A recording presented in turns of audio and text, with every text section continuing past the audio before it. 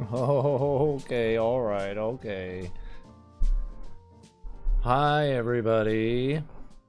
Hello. Welcome to a very special episode of the Extra Credits Book Club podcast. I am the librarian quietly judging you over their glasses for checking out that book, William Woodard. And over And there is the girl who is just trying to do her homework. Alex Green. That's right. That's me. And we're doing... It's a very special episode because we don't have notes. Well, I have notes. We didn't read a book for the last 2 weeks. Well, I did. I finished an entire book in 2 weeks, but that's fine. Yeah. I saw that you already have one towards your reading goal for this year. And I was like, oh, okay. Keener energy. It was a real short one. And I really liked it. But we're going to go over all the books that we read not on the podcast last year and talk about them. Just a little chitty chat. Probably not going to go too crazy in depth with them because we've got like 22 books to get through. Right. But just a little overview, I guess, whether we liked it or not. Yeah, some highlights and or lowlights. Yeah. A lot of lowlights, in my case. Right. Well, speaking of which, the very first book is All the Young Dudes. Okay. So this was actually one of my only 5-star books this year. And it's a fan fiction. It's not technically a book, but it counts because for a number of reasons. So it's a Marauder era Harry Potter fan fiction. So Marauder era being Harry's dad and friends, etc. All the cool and their ones. time at Hogwarts. Yeah, literally like the golden age of Hogwarts. Like it's such a cool time in wizarding history, and it's even better because J.K. Rowling never fucking touched it. So it just gets to be like the gayest time in all of Hogwarts history, and there's nothing she can do about it, and it's beautiful. So back in my day when I was really reading a lot of fan fiction, the golden standard for Marauder era fan fiction was the Shoebox Project.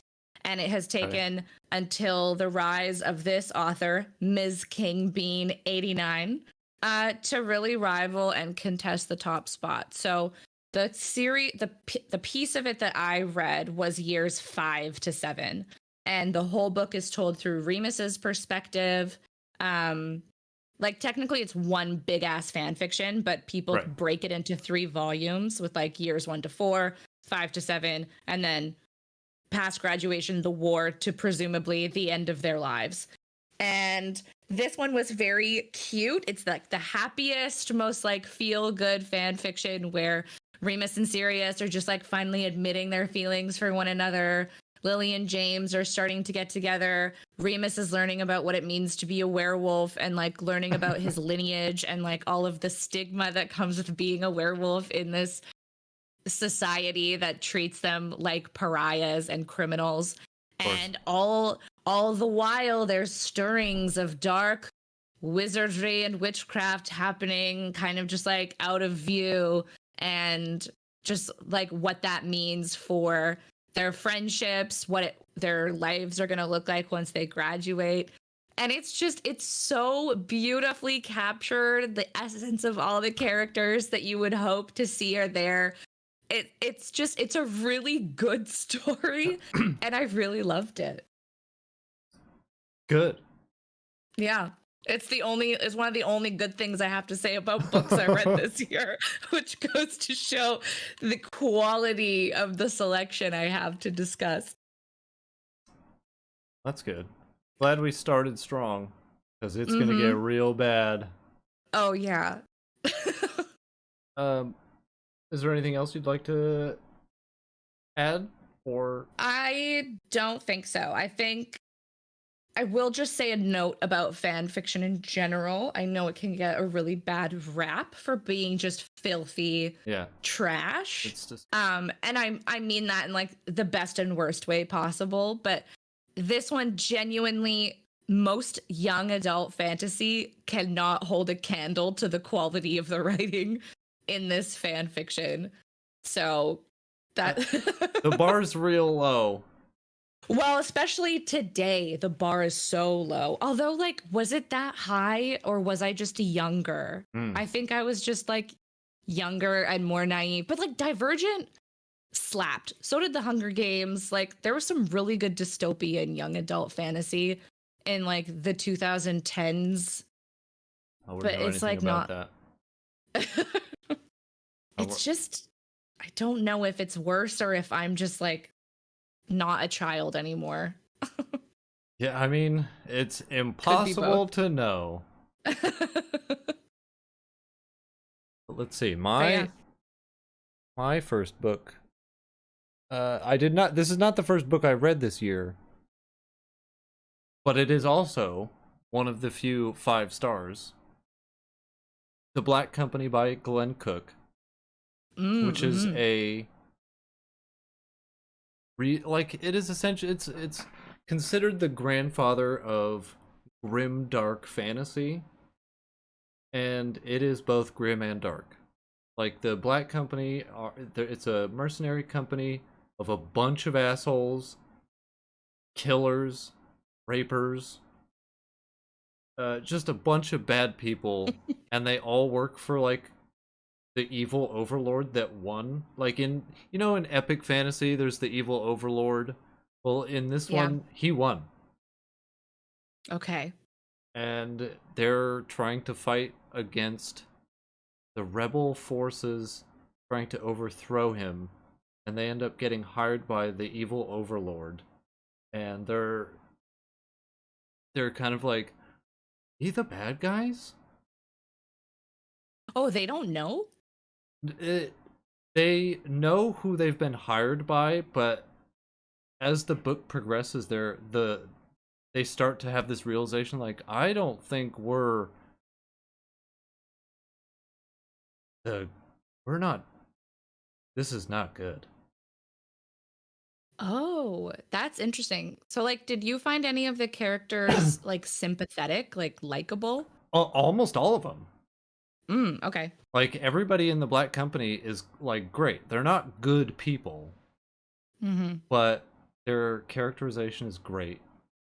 You really start to like, it builds the camaraderie that they themselves would have being part of this like company for so long. Okay. And it's just really fucking good. It's so good. Yeah, I think it's one of my only 5 stars this year. No, that's not true. I've got another one deeper in the list. Okay. Yeah, I remember you read that really fast. I blew through it. And it's a pretty short book. It's not huge. I think I got the big omnibus, which is the first 3 books in one. Right. And it only encompassed like 100 and some odd pages of that. But I think the actual like paperback is 300 something, so it's a shorter. But boy, oh boy, is it good. Yeah, Hey, how look. long is like the whole series? 7 books? Okay. And I believe it encompasses like 50 years. A very Jade legacy of it. Yeah. Let's see. But that's it. Go read Black Company, you guys. Just do. Next book. Oh man. Atlas 6. Oh my god. Okay, so things are taking a turn for the worse. This is the Atlas 6. It's a book by Olivia Blake, and it was one that I was so excited about because all the dark academia book talk girlies were in a frenzy. They were like, it's so smart. It has secret societies, a secret magical world, a secret magical school. I was like, these are all the fucking dopest ideas I've ever heard. Let me in. And it's told from the perspective of 6 different characters. So, like, the premise of the book is that secret magical world happening underneath the world we live in today. There's a secret society within that magical world called the Alexandrian Society, and very talented Medeans, they call them, something like that, like magical practitioners, are scouted by a man named Atlas Blake and brought to this magical society under the like guise of you protect the secrets, the knowledge, the magic that's housed in the Library of Alexandria, which was never actually destroyed. Fucking cool in theory. Yeah. And the problem, I know. So I was really excited. But the issue with this book is that every character is desperate to tell you how fucking cool and smart and hot they are. And all of them are kind of like relegated to being one thing. Like there's the plant witch girl who may as well not have even been in the book because she was given one trait. She can control plants and had like 3 chapters. Then there was like the hot mind reader one who uses sex to get power and uses sex to read minds so that she can like destroy you with knowledge. Then there's like an empath and he manipulates emotions, but like there's 2 characters, Callum and Tristan. I could not tell them apart. The worst possible names. I know. There's Nico, Libby, Parisa, and Callum, Tristan, and Raina. And she knew all these people in college. I role played with all of these characters when I was in my Harry Potter alternate universe role play game, because they are all of like the people who would play the pure blood Slytherins. Like just in the common room, they're like, we're drinking absinthe tonight. And it's like as if that's the cool thing. Like 18-year-old me, I think actually would have really liked this book, which is like really cringe. But even when I was a teenager, I hated getting stuck in threads with people who had these characters. Yeah. And like nothing happens in this book. I can't tell you a single thing that happened in this book. It was all just like a series of conversations, because the main conflict in it is like only 5 people can survive the initiation. 1 person has to die. And so it's all talking about who are we going to kill? Who are we going to offer up to kill? Let's form alliances. Okay. And then it's like interspersed with these really pretentious, like magical theory lessons. And there's just something about her writing style where like, I do not doubt that Olivia Blake is very intelligent. Like she's obviously a very smart person, but like, I couldn't picture actions happening in the book, even when they were being described. Like 2 characters at one point were like fucking in an office and I had no idea where they were. It felt like it was like a Sims mod glitching out, and it was like one of them, they would just start T-posing like halfway through, and like one of them would like stand up randomly and like the dick animation would be like on the other side of the room, and like it was exhausting. I hated it. I think the main way I summed it up when I was first on my diatribes about it to you was like, I've never read The Infinite Jest, but I imagine this is the Infinite Jest for like dark academia book talk girlies. And I have seen much. Like this book is favored among people who take pictures of themselves, like, you know, like they're laying down on a chaise lounge and the picture's from here and you can see their legs and like the book they're reading. This is every picture I've seen of this book is that picture. Yeah, like they have illustrations of the characters and it's a real like that you see them like every so often between the book, but it's never told who this person is, and the characters are so forgettable that like even people on Goodreads were like, can anybody tell me what illustration belongs to what character, because I can't fucking tell these guys apart. Also, hey, Um, authors, don't put illustrations in your book. I thought it was kind of a cool idea, but I mean, we have to know who's who. It If almost it did never. the opposite effect of what it was supposed to do. It's almost like in that instance, it feels like she was not confident enough in like I look. I have to make sure that you understand how hot these people are. So I've inserted some illustrations to help you visualize. 100%. And it's like, Like, just use your words. You are an author. This is a book. I don't know who this is. Boy, oh boy, Booty looks hot. He could be anyone. That's quite the oversight. No kidding. Unless she just assumed that, like, my descriptions will exactly tell you who. I know. I would say, as like a final thought for Atlas 6, is that if you actually want to read a dope ass book about a magic school, not really even a magic school, but like a group of people who are hot and talented in a secret society type situation that isn't cringe and actually has characters who you can differentiate between and a really good romance story, read A Great and Terrible Beauty by Libba Bray. That was like one of the older young adult fantasy series that I read when I was a teen.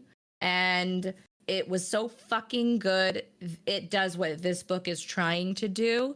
It's like an all girls boarding school in Victorian England, and one girl starts developing strange abilities and like forms like a dead poets society relationship with three other girls, and like so fucking good.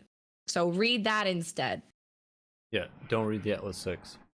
Just don't do it. You'll be so disappointed. So, my next book is a weird one, because I don't remember how I came across it, but it is, The King of Bones and Ash by, oh god, what is that? What is that name? J.D. Horn? Question mark? I'm so sorry. I should have written this down. But it is essentially like, it's about New Orleans voodoo witches. Oh, that's dope. You say that, but this is another a running theme of all, like, a majority of these books is nothing fucking happens. And I don't know what it Right. is about books lately where people are getting away with murder writing absolutely fucking nothing between the two covers. How are you filling up 342 pages with jack shit? Mm-hmm. It's making me crazy. I'm sick of reading boring books. But this book actually wasn't that boring. It, like, nothing happened in it. And there were moments where I was like, hello, are we just gonna talk the whole time? Because the plot is essentially... Oh boy, this is one that I read early in the year last year. Let's see if I can remember. It's a like family dynamics. The main characters are like the youngest daughter of the main patriarch family of like the New Orleans witches. Magic is disappearing. One of the main characters is the ex-wife of one of the sons who has been seeing the dad, which is real gross. Oh. And like all have these. There's another lady who owns a voodoo shop, who's also connected to the family in some way, but I don't remember how. But like, these are three stories that are completely disconnected aside from the family connection for the entire book, and they all culminate into the climax where a book is involved that could like tear open the veil between the like something like that. Like, it's separating the veil between dimensions, and the witches don't want that to happen, but some of them do. But the whole book is so boring and nothing happens, and then the climax is so dope. Oh, I was so mad because like all the characters are rushing to this one point, and it's very exciting. They get stuck in traffic, have to like get out of the car and run to it. There's like horrible murder at this party involved with like rituals, like people are just getting sacrificed left and right and they can't do it. Oh, it's so good, it's so fucking cool, and it's wasted for how boring the rest of the book is. Damn, I wonder if it was like if the whole book was based off of that idea and then tried to like create a story around it. I've been there, but it's one of those that when I found out that it was like a trilogy, I was like, oh, we're spreading it out between several books, huh? When it could have just been one big one. But yeah, that's the King of Bones and Ashes. I don't even remember, like, the title has almost nothing to do with what's in the book. Yeah, who's the king? Couldn't tell you. Maybe you don't meet him until book 3. That wouldn't surprise me. But anyway, that's enough about that. It's time for your next book, which is Crooked Kingdom. Oh God. Okay. Something I vehemently refuse to read. But you had to know. I had to know. For those keeping score at home, Crooked Kingdom is the sequel to a book we did on the podcast, Six of Crows. Yes. When did we do that? Like last winter, last spring, something like that. It was. I want to say it was like March. Yeah, I think you're right.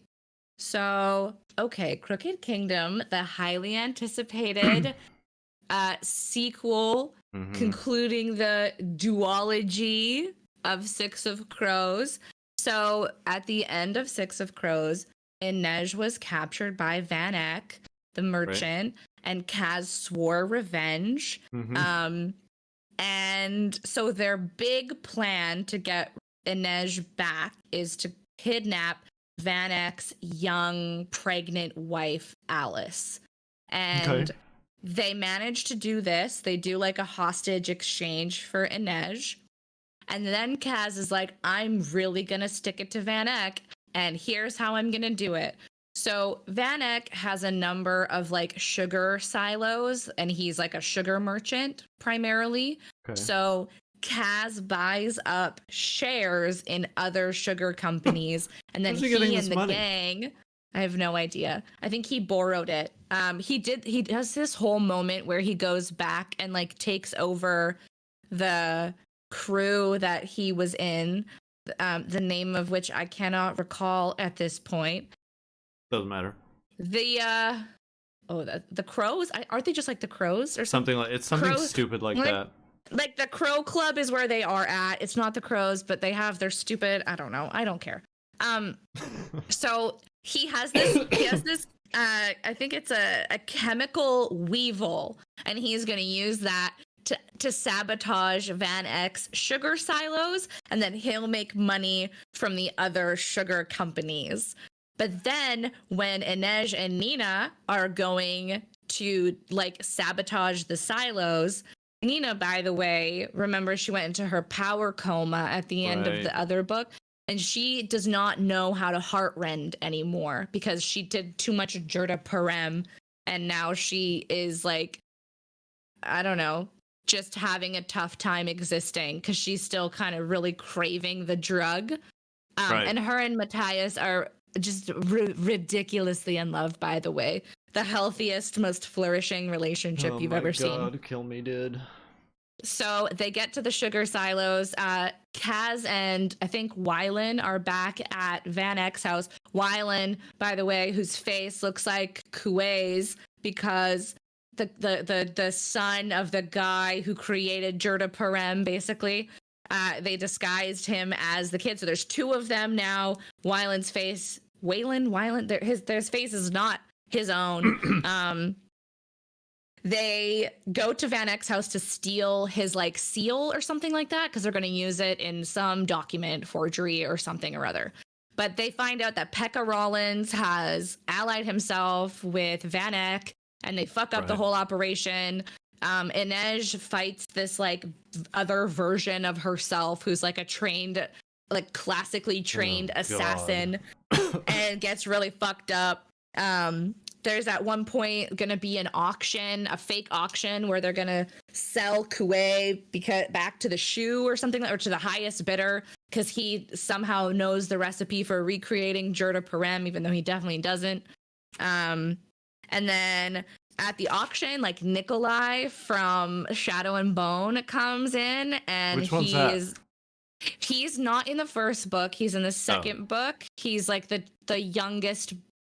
I don't know if he's the true heir or if he's the younger brother to the Ravkin throne. And he's disguised as like a privateer named Sturmhond. But he's the king of Ravka at this point. But so he comes in his privateer disguise, and he's with Jenya from Shadow and Bone, the tailor, and she gives Wylan his face back.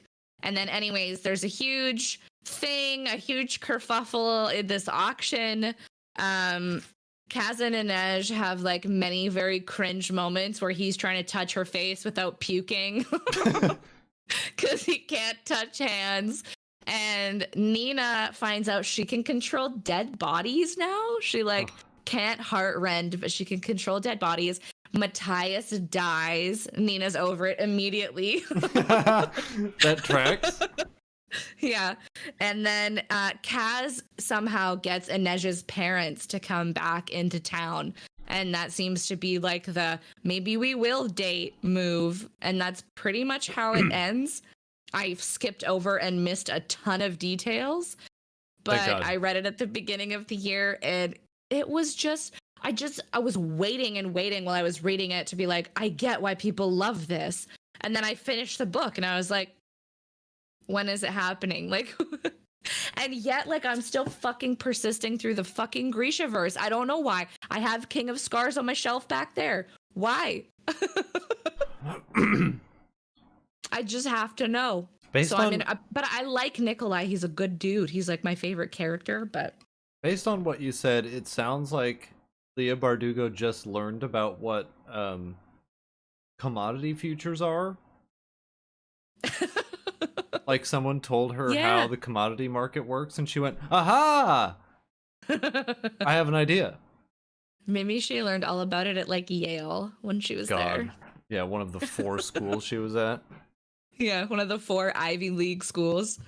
Anyway, if that's not enough Grishaverse, don't worry.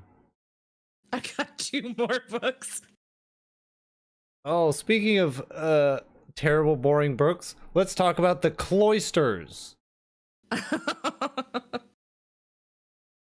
This is probably the most recent book on this list. Like, when I read it, I had an advanced copy because it had not come out yet.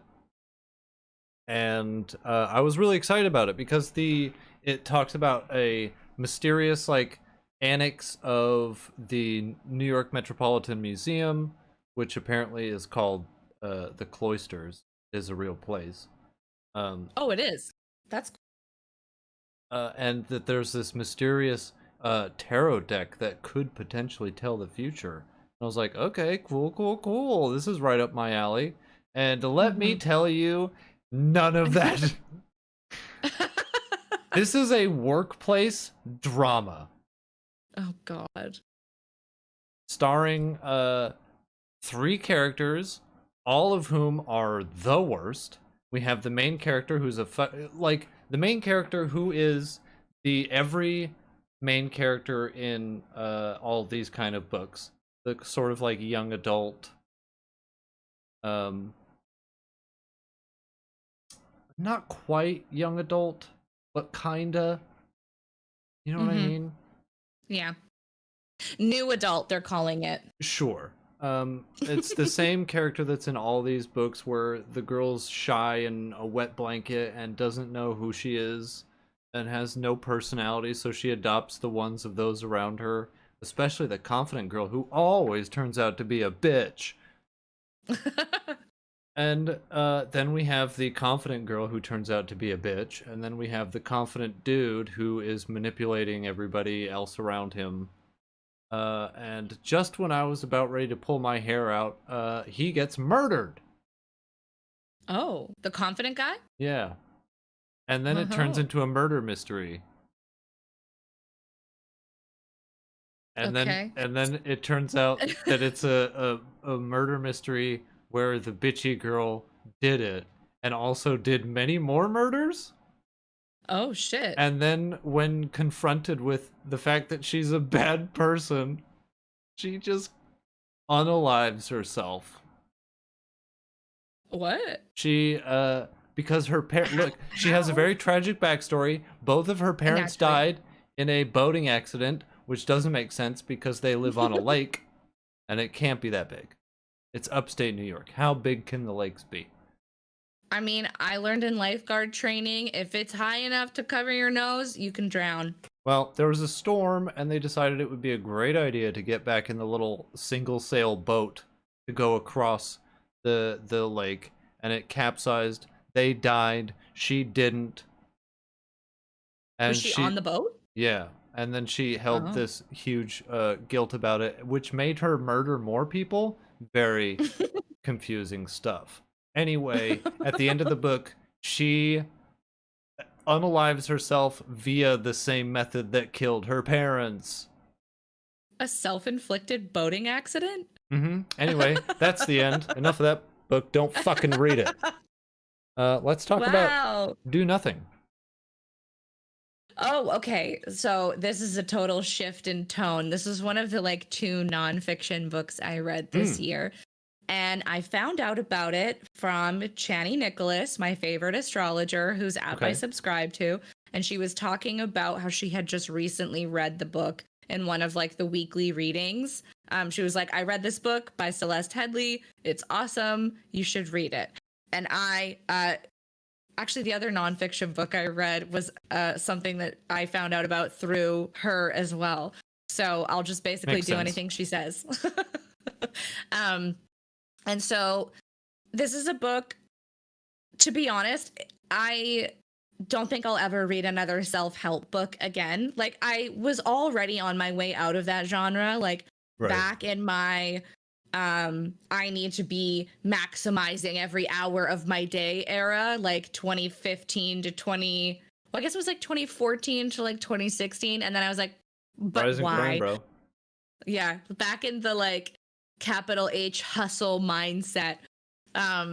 But I used to fall victim to a lot of like self-help books because of my innate need for approval and to always be given a template on like the best way to spend the hours of my day. I feel like a lot of do because they want. I don't know if someone telling them what to do is the right way to put it, but they want someone to have the answers. Like, they want answers for questions they don't have, and self-help books are a terrible way to get those questions answered. I know. And like, I used to be a big Tim Ferriss girly, and I read like a lot of his books and like listened to his podcast pretty religiously. And I found value in it at the time because I was like, oh, like, I want to take control of my thoughts, blah, blah, blah. But I found that, especially by listening to like If Books Could Kill, like my new favorite podcast, Yeah. that most self-help authors will distill huge societal systemic issues and make it an individual's job and set of responsibilities to operate within this systemic problem. Right. Like, I thought the beginning of this book was interesting. It was like a history of labor, basically, and how like back in medieval times, people took time off. Even if you were a serf, like you would have festival days, you would stop when the sun went down, you'd take breaks. There wasn't like, it wasn't until the industrial era where the amount, like the time of day and the amount of hours you were working directly led to like profit, and then all the exploitative labor things happened, and it was a whole history, and I read it a long time ago. But the failure of this book was in its inability to address like the capitalism of it all, because it's like, do less. Don't read your emails on the weekends. Like, there was this weird obsessive fixation on emails and like how many emails people get during a day, week. It's like, set time for yourself where you're not reading your emails. And it's like all about how to be. I've noticed that emails are a big thing for people who don't have real jobs. Well, even if you do have a real job, like the amount of fucking emails that you have to deal with on a, but there's also insane. the other work that you do. People who mostly focus on like, my emails, man, I got emails. It's like those people don't have real jobs. Those are the people who have like responding to email jobs and watching other people work. Totally. And I know that like a lot of executives deal with like an onslaught of emails because people are CCing them on everything. Right. And so it's a big issue. But at the heart of it, like, do nothing has nothing to do with actually addressing that the reason we're so overworked, we have no time, we're forced to try and monetize all of our hobbies and feel like every hour of the day needs to be spent in the pursuit of some monetized goal is not because of anything besides capitalism. Like that's root of all evils at the center of this book that it's just circling around and never mentioning. And so I think that's the failure of a lot of self-help books, where it puts the onus on the individual to be a happy, thriving, productive, wake up at 4 a.m. and get your life done so that you can be a good little worker all day long.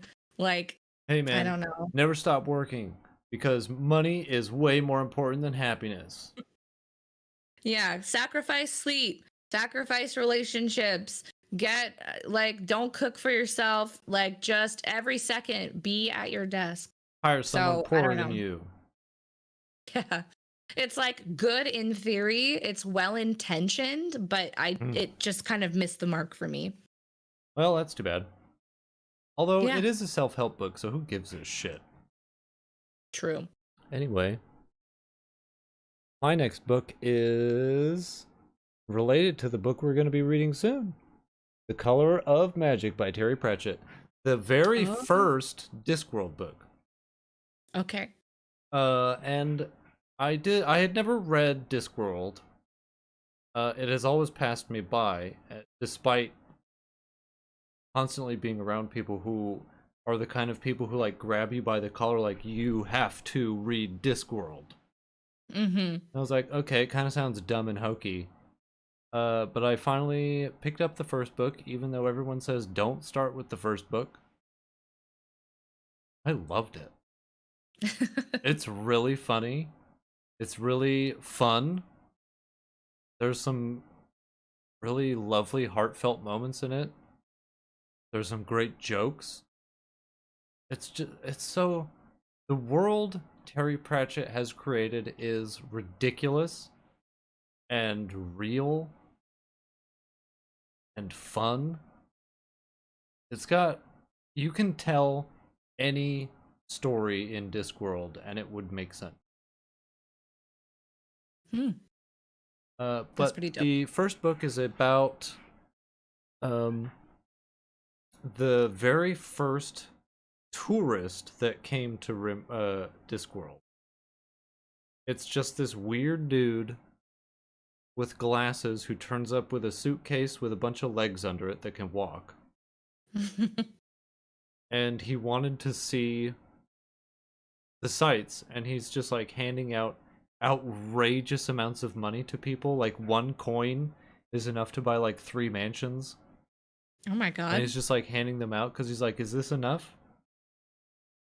There's some great jokes about how language is weird. And like there's a recurring bit where whenever it comes up what this his name's Two Flower. Whenever it comes up what Two Flower does for a living, he says the wizard character, the like perspective character, can't really he's like, whatever you're saying, it doesn't make sense to me. because he keeps saying in sewer ants. And the more like he says it, the more you're like, oh my god, he's an insurance salesman. Right. But because that word doesn't exist in RimWorld, they're like, what are you saying?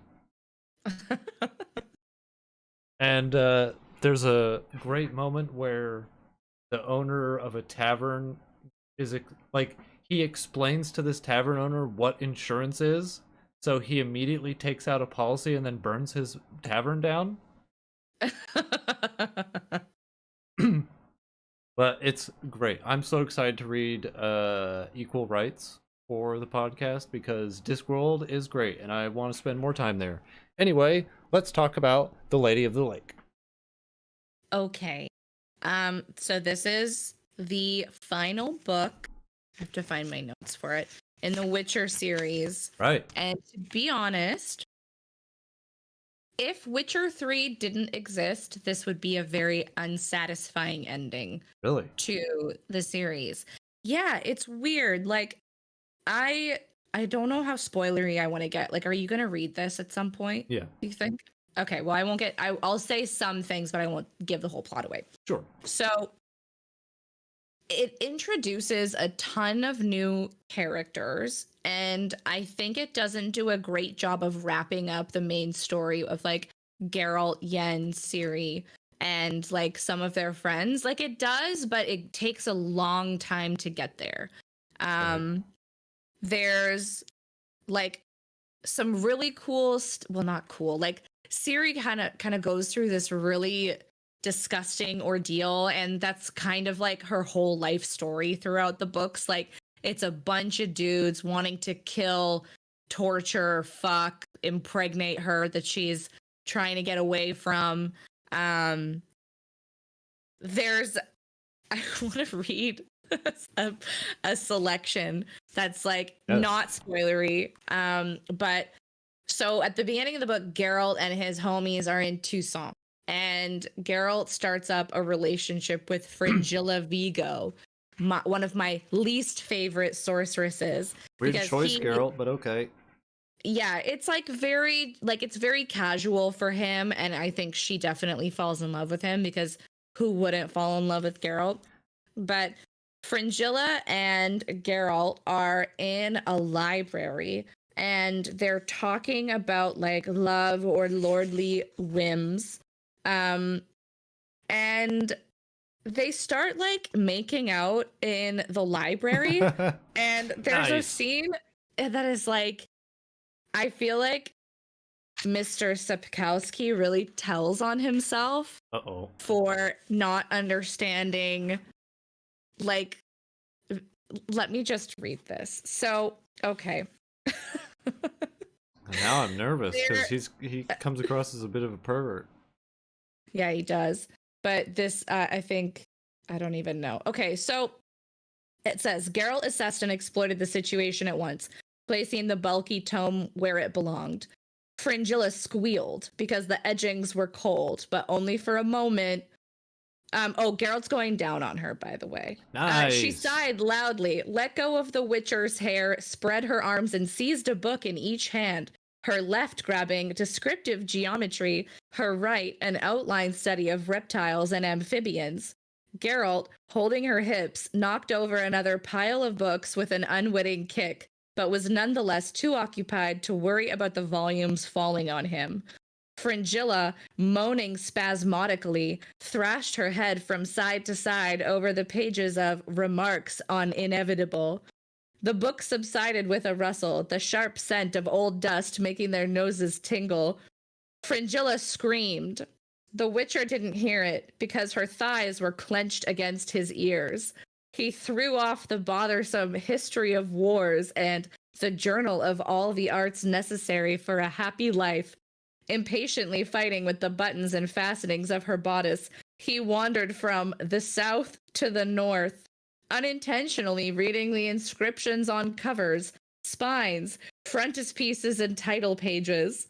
And, like, it goes on more about, her boobs are described as jauntily pert. There's more book titles given. lots of book titles. Fringilla keeps screaming. And he's Is like, he killing her? it sounds like it. Like, this does not sound great. Yeah, it doesn't sound like a great time. No.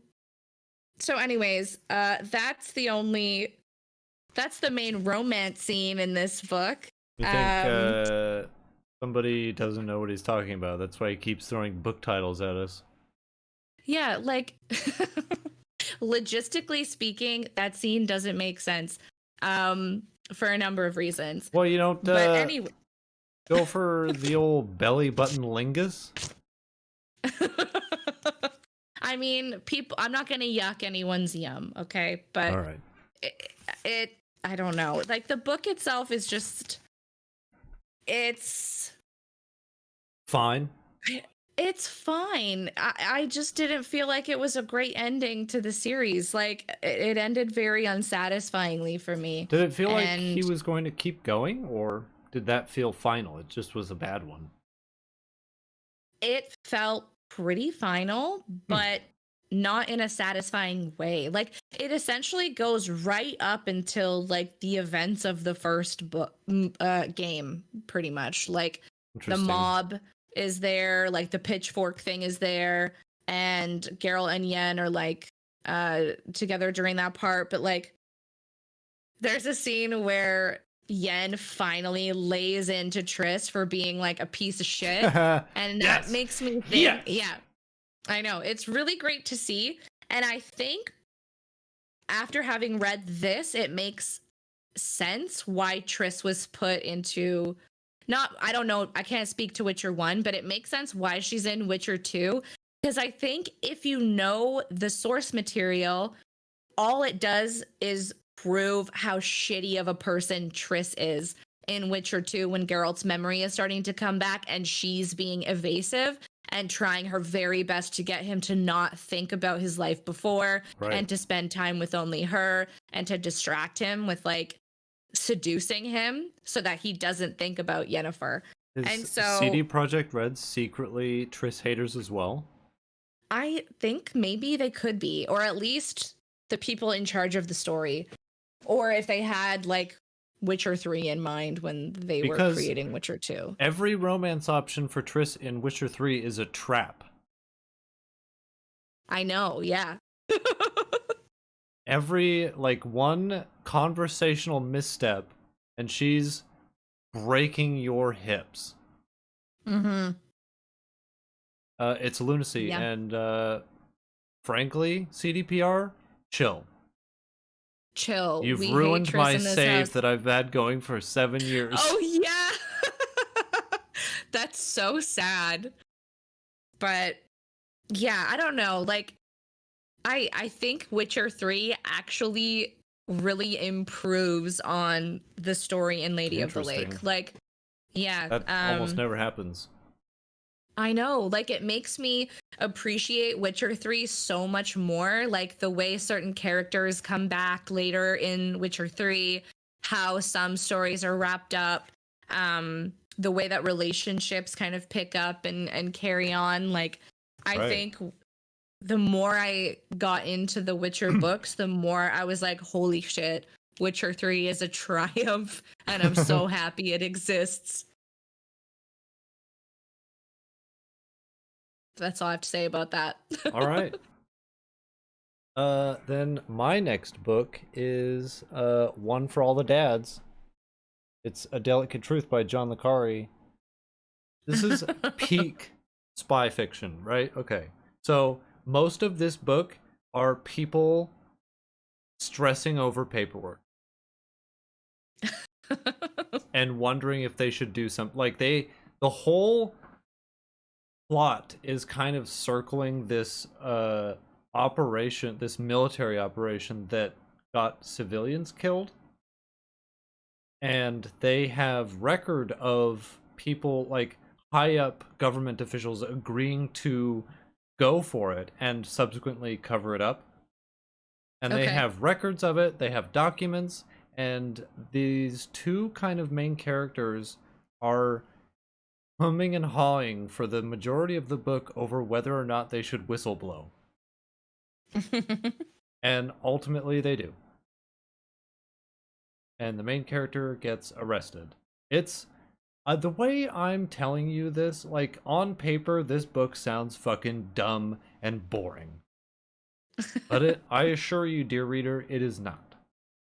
Somehow John le Carre manages to make like the actual real life spy stuff so exciting, even though it's just people talking about paperwork and don't trust that guy. Hey, you need to watch your back. People are talking about you at work. Did you get that recording? Do you have copies of it? Like, this is the most exciting shit in the book. And when I'm telling it to you, you were probably half asleep already. But this book rules. I really liked it. I feel like that's what a lot of what Jade War was kind of trying to capture. Yeah. It had all the hallmarks of a spy novel, but it didn't have that je ne sais quoi of making me care about paperwork. Yeah, exactly. Like, I feel like that's the marker of a really well-written spy thriller, is when you really care about the paper trails. Yeah. Oh my god, that... Does anybody else have a copy of that recording? Oh my god. Yeah. Who intercepted what? Are people actually listening to him, or is he just paranoid? But anyway, I'll keep that one short. It's really good. It's not one of his more well-known spy novels, but it's really good and I really liked it. Anyway, let's talk about Mysteries of the Dark Moon. Ooh, okay. This was my favorite book of the year. Oh. It's another nonfiction. It's written by Demetra George. She is like queen, astrologer, Hellenistic, mythology, classicist, like all of the things I love combined basically into a book that I think, she writes like what the kind of purpose and reason for writing the book was. And it is she seeks to uncover the secret of the moon's mysterious dark phase through exploring the mythical, psychological, and spiritual symbolism of lunar darkness. So kind of looking at human history through the lens of like goddess worship and like matriarchal societies and how they were phased out when like solar gods and patriarchy became infused into society and civilization, and how kind of the dark phase of the moon used to be seen as this time for rest, regeneration, replenishment. And then it slowly became associated with like the unknown, the other, fear of the dark, and like evil. And so it starts out just kind of talking about the dark moon phase, talking about the triple goddess and like all of the different parts of human history where goddess worship was incorporated and how it was phased out.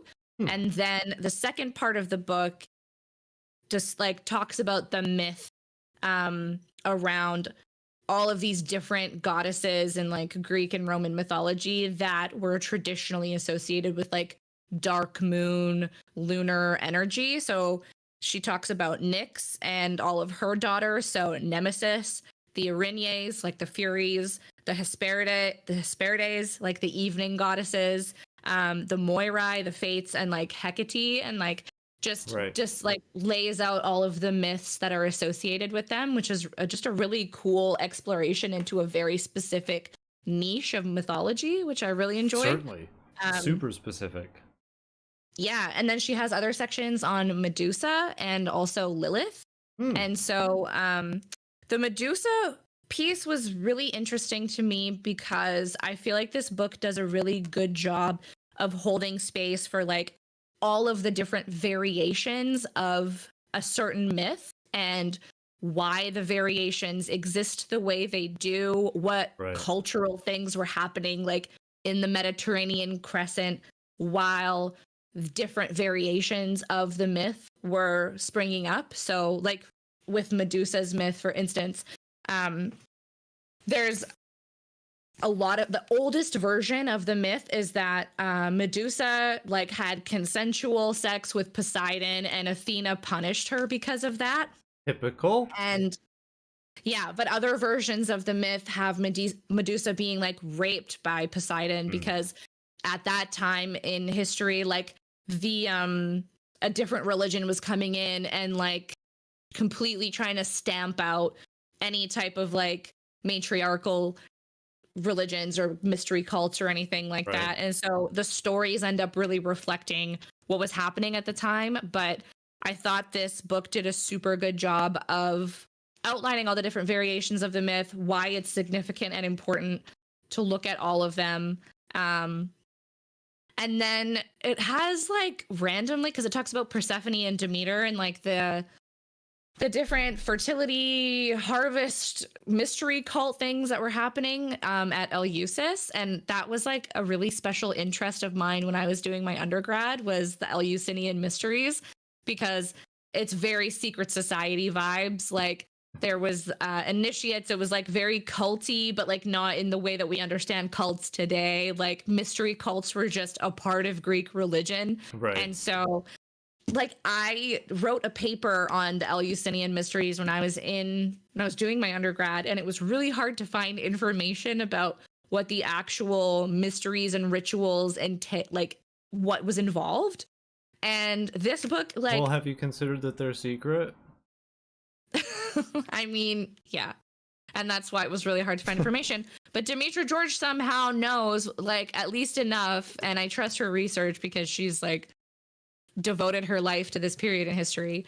But she like talks about the different things they may have done, the different rites, what the days would have looked like, what the initiates would expect to see in the caves, like the different psychedelic substances they may or may not have taken. Like so detailed and interesting. And it's a really good book. But at the very end, there's one moment that's super fucking yikes. And it really upset me. But even so, I would still really like the book. But basically, like at the very end, this book was written in 92. But I mean, this doesn't excuse it. But basically, at the very end of the book, she goes more into talking about like rites of rebirth, like the healing power of the lunar goddess and things like that. And says something like, if we deny this like regenerative power we have at our disposal, we may become victims of power assaults by others. And she says like sexually assaulted, beaten, violated, and abused. And I was like, wait. What are you suggesting? You cannot say that people denying their innate power and agency is the reason that they're being abused by other people. Like, that was super fucking yikes, and I was not cool with that. If you're not unlocking the powers of your magical inner self, then it's your fault. Yeah, I was really upset about it, because it was like one sentence that was so fucking awful in an otherwise really wonderfully healing book for me personally, like, and just really interesting from a mythological perspective. And I was like, what the fuck, Demetra? Why would you say that? That's like the new age version of the vagina has ways of shutting that down. Oh my god, I know. It was really disappointing.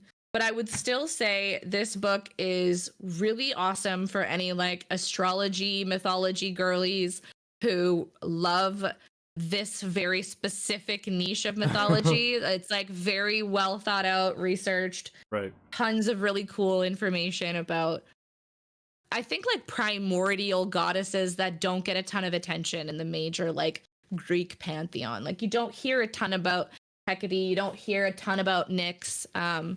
So, and like there's a ton about like the Furies that is super, super interesting. And like the Lilith myth is really cool as well. So yeah, it is. I would definitely still recommend it, but don't take any of like the last like third of the book. Don't take any of her advice. Don't take her advice. It's you don't need to be wielding your regenerative powers to avoid ever being hurt by another human. Like, God. Okay. Before we move on, let's take a little break. Oh, good idea. Because we still have quite a few books to get through, and we've been going for an hour. Oh, wow, already? So we'll take a short little break. Don't worry, for everybody watching this later, this is going to be edited out. Okay. We're back. And the next book is mine, and I think it was the last book I read of 2022. It was the Hacienda by Isabel Canas. It was fine. It was fine. It's about a it takes place in like 1823 in Mexico. It's kind of like this and Mexican Gothic came out at kind of the same-ish time. Right. I haven't read Mexican Gothic. I'd like to compare the two. Yeah, I've heard it's really good. People have, like, the Hacienda has made it onto a bunch of best books of the year, and I'm like, I don't know about that. It's fine. It's well written. But I was just like this girl's priorities are all wrong. Like this, the main character, I forget her name.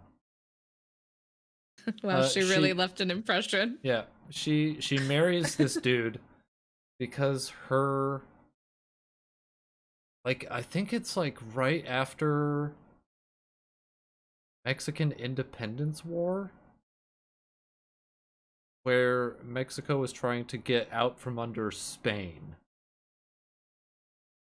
And her family was allied with Spain. And clearly that doesn't, like, history proves that doesn't work out. So her family is, like, her dad is taken off, like, in the middle of the night, taken away by the rebels, and never seen again. And she, like, vows she'll never have anything taken away from her ever again. Of course. So she marries some random noble dude who's got a house, and she's like, that house will be mine. I'm gonna build it up, and it's gonna be super special for me and my mom to live there forever. But when she gets there, it turns out the house is hella haunted. And is actively trying to kill her. Oh my god, the house is trying to kill her? Yeah, these are super aggro ghosts. Oh no. So she enlists the help of a priest who, conveniently, is a bit of a witch himself. Whoa. He can sense ghosties and tell him to shut up. And it also, he grew up on that house, on that hacienda. So, like, why are there still ghosts if he's so good at getting rid of them? He was, well, you find out later, he was exiled from the hacienda because of his witchy ways. So he wasn't there when the place got extra hyphy about it. Okay. But her husband is like, well, here's your new home. I'm going back to the capital now. Goodbye. And he's gone for the rest of the book. That's not true. Oh, he just never comes back? That's not true. He does come back. But this priest is super hot. Of course he is. And she is feeling some very sinful thoughts. And this occupies most of her mental fortitude, despite the fact that the house is trying to kill her. Well, that's like neither here nor there if there's like a hot guy around. But we find out that her new husband, his old ex-wife, was killed and buried in the walls. Whoa, like Cask of Amontillado style. Yeah. And you never really find out who did it. Was it not him? No. And like her new husband's sister also lives on the house, but she doesn't live in the house. Like nobody goes in the house. Where do they sleep? Out in like the it's in the olden days, the Right. haciendas were essentially like plantations Okay. where they grew crops, and then the like servants and help lived out in the town, which was just like Okay. where all the houses and warehouses and stuff were. But the main Right. house was like the house. Okay. So nobody went in there, and the sister was a bitch. Um, she wanted the priest gone. I think she's the one who initially exiled him. Uh, the husband eventually comes back. The sister kills him, Oh. and then tries to kill the wife by setting the house on fire. But it backfires, and she ends up killing herself in that same fire. And then the house burns down, and then she's like, "Well, I'm leaving," and that's the end of the book. Does she leave with the hot priest? No. That's too bad. But that's the Hacienda for you. It was fine. I didn't hate Yeah. reading it. Interesting.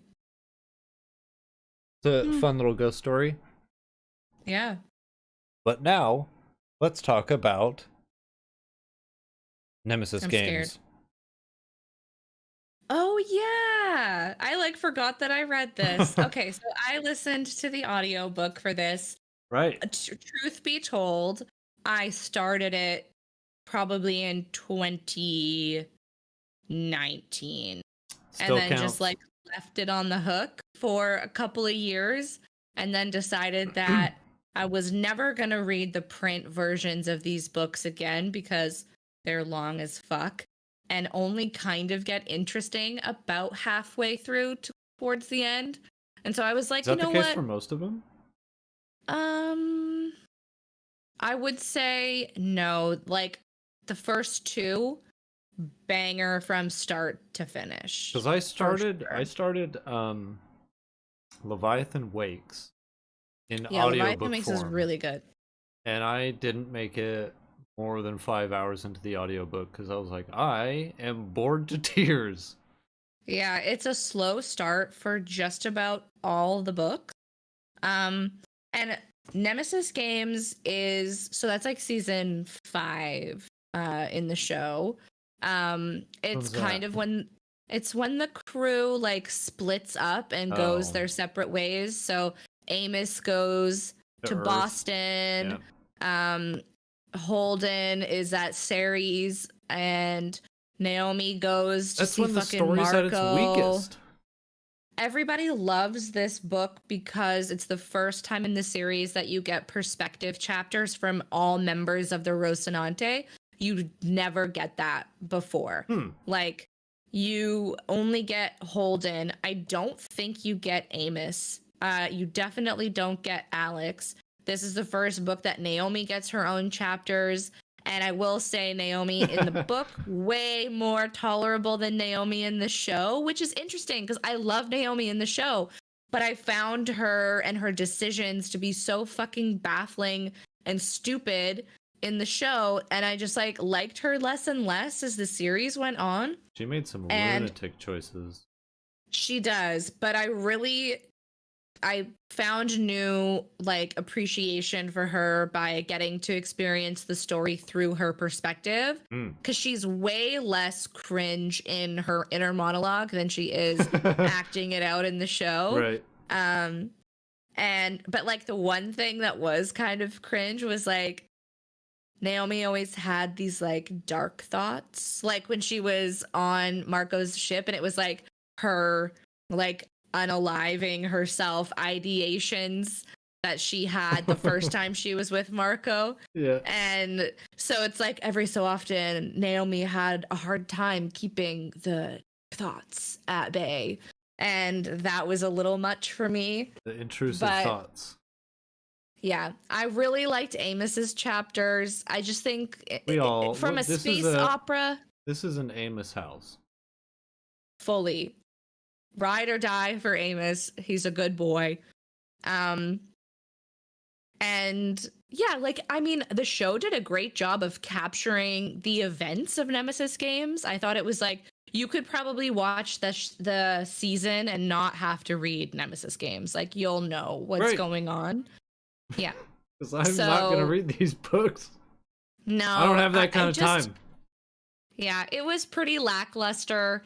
I'm just glad that I finished it, honestly. That's what I was excited about. I do want to keep going with the books because I want to know more about the ring gates. I think they're over now, but I think there's like at least, I think there's 9 of them. I could be wrong. 8 or 9. But I really do want to finish the series and see it through to the end because I know that the show got cut off prematurely. Right. And I know there's tons more from like a grand space battle perspective and like the other worlds beyond the ring and what civilization wiped out the people that created like the proto molecule. Like, I need to know those answers. And it feels like the show just completely was like, we don't care about that anymore. Let's just have that weird necromancy plot line with like the kid. This kid comes back to life for no reason. Yeah. And like, they knew it was the last season. What are they doing? What are you guys doing? It was so weird. So I don't know. Like, I want to keep going with the books, but that'll probably be in about 10 years. Not in a rush. Talking about these books has made me want to read more Legend of the Galactic Heroes. Yeah. I know, same. That's getting added to the list. Yeah. But my next book, it's my only other 5-star, and that's Sailing to Sarantium by Guy Gabriel Kay. Yes.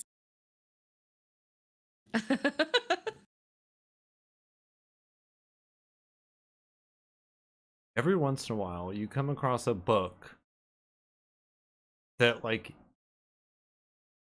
changes the way things are different now. Mm-hmm.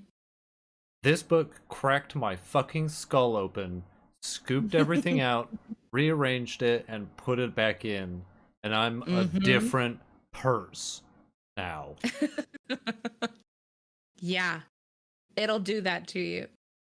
I don't want to talk about the plot because I feel like that would lessen it, but basically it's about a guy who is a mosaicist by trade, and he goes to the great city of Sarantium, which in Guy Gabriel Kay's world is essentially the greatest city of this or any age. Yeah. And he is going to go put a mosaic up in the huge new temple that he's building for Jad ? Mm-hmm. The allegory for the Christian God. Yeah. But like everything that happens from the moment he leaves to the moment he starts, because the book ends with him starting work. Mm-hmm. And everything in between is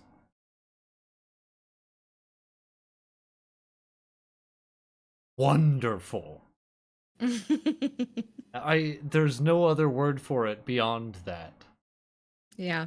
It's one of the best books I've ever read. Full stop. Go read it right now. Yeah, please. Like, I'm so happy you read it. Lord of Emperors, the sequel, is on its way to my house as this is being recorded. God. I can't wait to talk about it with you. Yeah. We'll put a pin in this for this time next year. Yeah. Perfect. I can wait.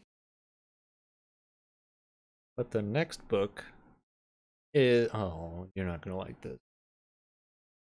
Normal People by Sally Rooney. Oh boy. Okay. I'll be totally transparent. The only reason I read this book was because I wanted to watch the show because I Right. love Daisy Edgar Jones and I love Paul Mescal. And I really want to, I still want to watch the show. I've only seen the first episode. um, Basically, Sally Rooney, I haven't read any of her books before, but from what I understand, the kind of like stereotypical female protagonist she writes is always very aloof, loner, waifish, brunette from Ireland. Right. Which is, I mean, it's probably a bit of a self-insert thing Yeah, going right, on, what you maybe. know. Yeah. And so, okay, the book centers around two characters, Marianne and Connell, and they know each other growing up. They go to the same high school. And Marianne is like this rich, Marianne's like this rich loner who doesn't give a single fuck about fitting in at school. I'm not going to go so far as to say she's not like other girls, but she's not like other girls. Like, but not in like a pick me way, because she just doesn't fucking care. She's totally just like checked out. Maybe that's the next evolution of pick me girl. Is like, maybe don't pick me girl. Yeah. I don't know. Well, but they do ultimately deep down want to be picked. Deeply, yeah. Deep down, fully, that's all she really wants. But she won't admit that to herself or to anybody around her. Hey, go see a therapist. And so I'm begging both of these characters to please. Connell at one point starts seeing one for his anxiety, and I think it helps him. But basically, they enter into this like secret friends with benefits situation when they're in high school. Nice. Marianne is like, Connell's really concerned about the other kids at school finding out about them being in a relationship. He just like doesn't want to deal with the scrutiny because Marianne's a loner. I bet like they know each other because Connell's mom cleans Marianne's house, and Marianne is like definitely being abused by her mom and brother, but it's like really never spoken about. And that's one of my main gripes with this book, is that there's a ton of like toxic shit that happens to both of these characters, but not a lot of it is really handled with any care or intent. And it had me like really conflicted, because like Marianne's character has a very disordered relationship with food throughout the entire book. And it's never really brought to light. It's never spoken about at all. It's like when things get out of her control, she restricts what she eats. And it's just laid out matter of factly, but almost in a way that kind of romanticizes it. And so it's a little icky. It's like not quite romanticizing it, but it almost does. It normalizes it. It does. And so like the main plot is essentially like once they graduate from high school, they both go off to the same college. They kind of weave in and out of each other's lives over the next couple of years. At one point when they're in college, they start dating and they say they love each other. But everything that happens to kind of take them apart from each other happens because one or both of them just have absolutely shit communication skills. They don't talk to each other about how they're feeling. There's one very minor misunderstanding that leads them to like essentially break up without even saying that they've broken up. Like nice. They never really admit like that they want to be like in a committed relationship with each other. They just kind of like things just happen to them, and like one of them will move away for a couple of years, and then they'll just fall into a relationship with someone else. But the entire time that each one of them are in relationships with other people, they're fully emotionally cheating on their partners with each other by like sending daily novellas of emails talking about like their innermost feelings, and like always kind of being brought up within the relationships that they have with other people. Like, Sounds really it's obnoxious. it's very like codependent in a way. And I've got enough of that in my personal life. I don't need to be reading fiction about that shit. it's really just, I don't know. I just didn't feel any like attachment or care when I read the book. Like, I didn't care if they got to like ended up together. I was like, do what you're gonna do. Like, be together or don't. Like, I was just kind of frustrated with it by the Figure it end. out. Like, yeah, just have one conversation where, because they have great conversations with each other all the time, but when it comes to actually discussing their feelings for one another and their relationship to each other, they just have no fucking idea on how to like navigate that. And I don't know, like, Marianne likes to be abused in her relationships, and it's not really discussed like that's like, it's not like she's in these like consensual like BDSM relationships with men. Like, she just wants to be like manhandled, but it's dealt with very just like carelessly. Like, I feel like there should be some level of responsibility from an author when they're going to be dealing with like very touchy, delicate subject matter that has a lot of nuance to it. Like, someone who comes from an abusive home and like restricts food when she's feeling out of control, and then seeks out relationships where she's being abused. Like, I'm not saying don't have it in your book, or don't, like, it's okay for it to have nuance, but don't go so far as to be so ambiguous that people, especially if you know younger people are going to be reading your book, like, don't, like, make it clear that these young people reading the book are not going to misconstrue these behaviors as like something you should be seeking in a healthy relationship. Yeah, there's an element of like, yes, this is how people are. But let's take a moment and talk about why that's not necessarily good. Totally. And like, you don't have to condemn it or demonize it or like say that they're bad people because bad things happen to them and they just don't know better. But like, don't just let it exist without speaking to it at all. I think. Like a very tiresome book. Yeah. And am I still going to watch the show? Yes. I really, really struggle with like contemporary fiction.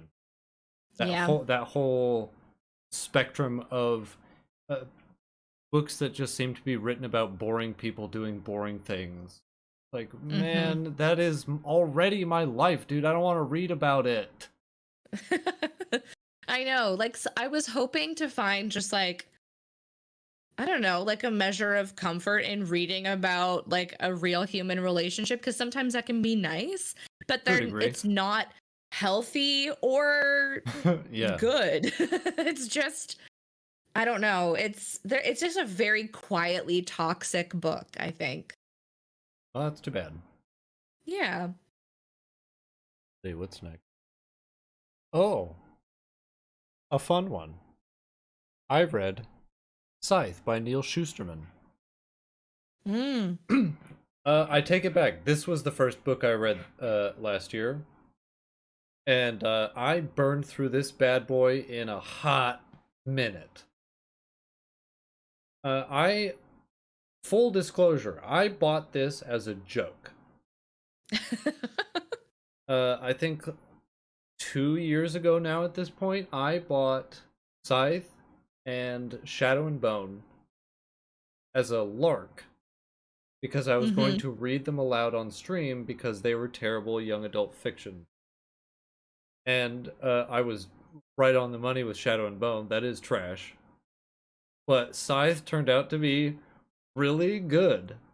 It takes place in this dystopian future where people don't die anymore, and there's a specific faction of the government called Scythes that are specifically trained and given the power to kill people. Because people, and it's done by a lottery. Because everybody lives forever you randomly get your name chosen, and that's it. You are killed. Interesting. And these two characters kind of get introduced into this world of Scythedom, and they're trained for the position, and they're told like, hey, by the way, like, only one of you gets to become one, so good luck.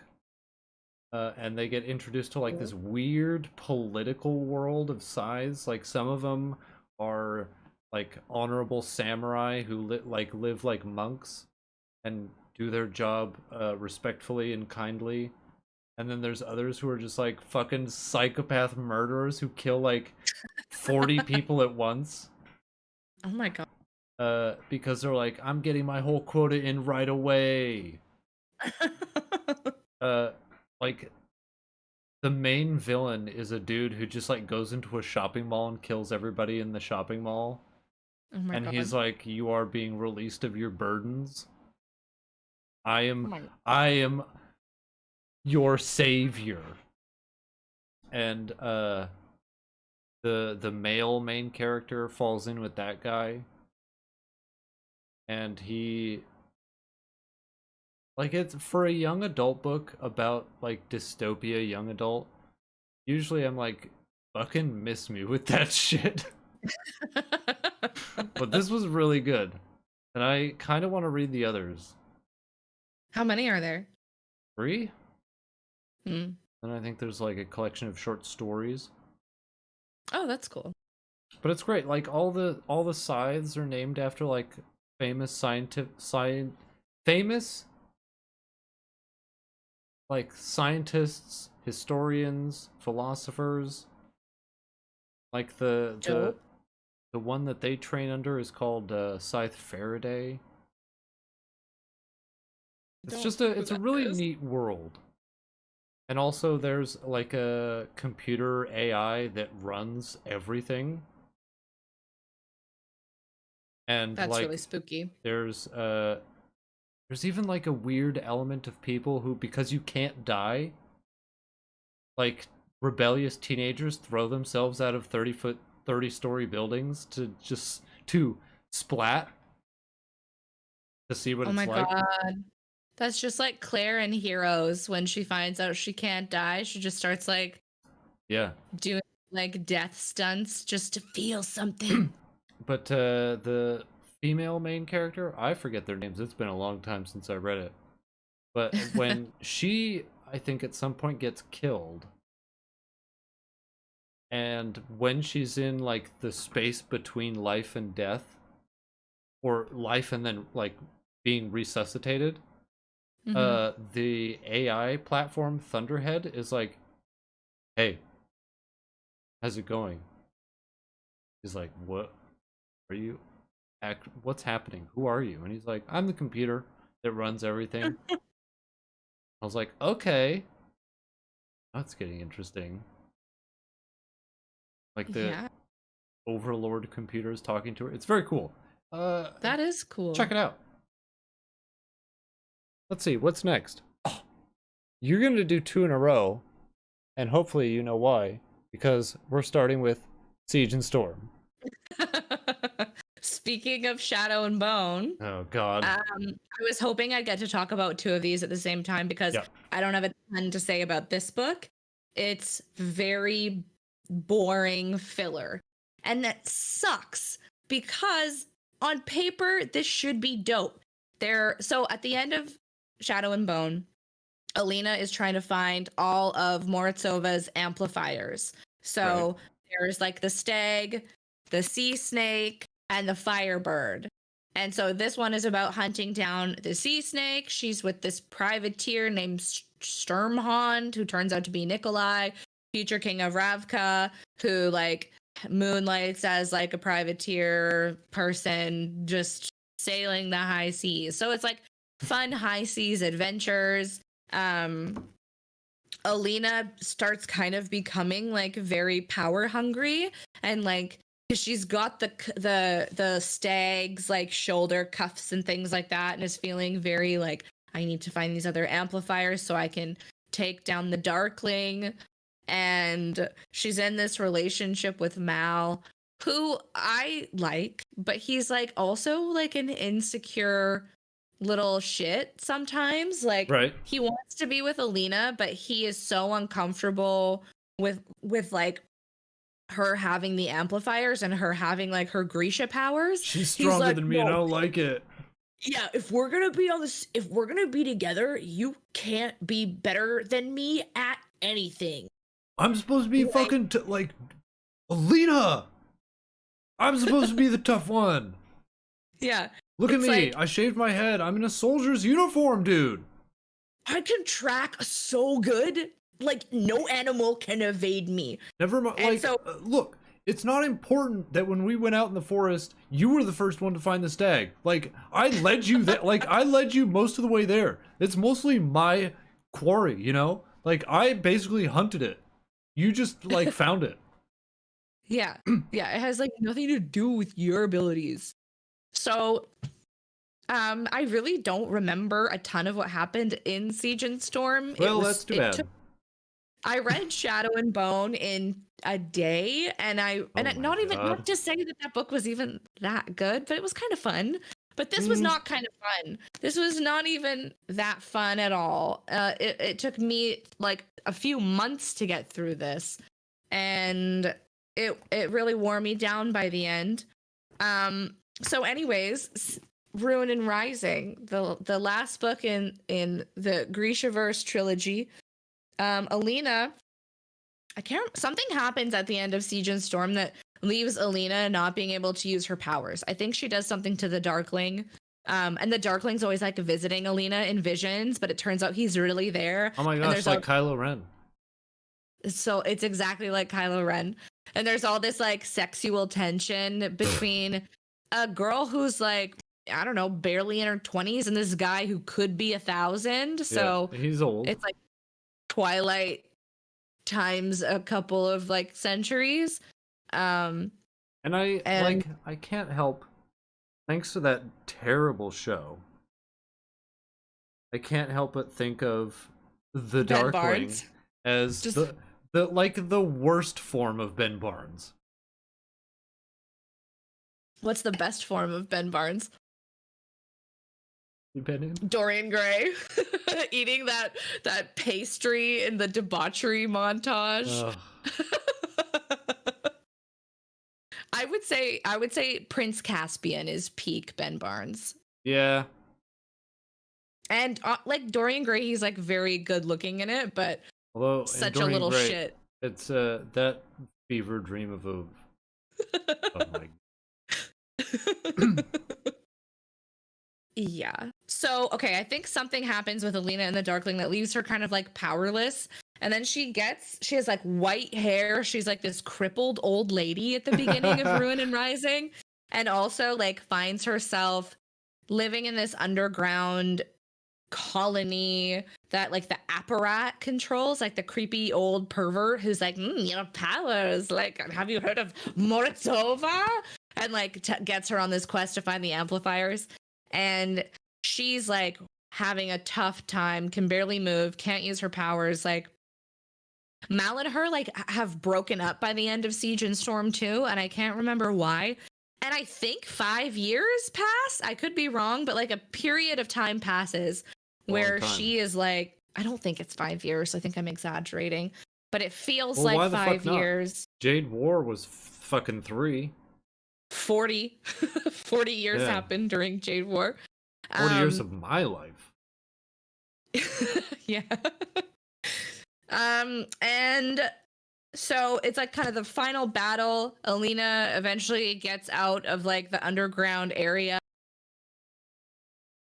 and goes hunting for the Firebird, the last amplifier.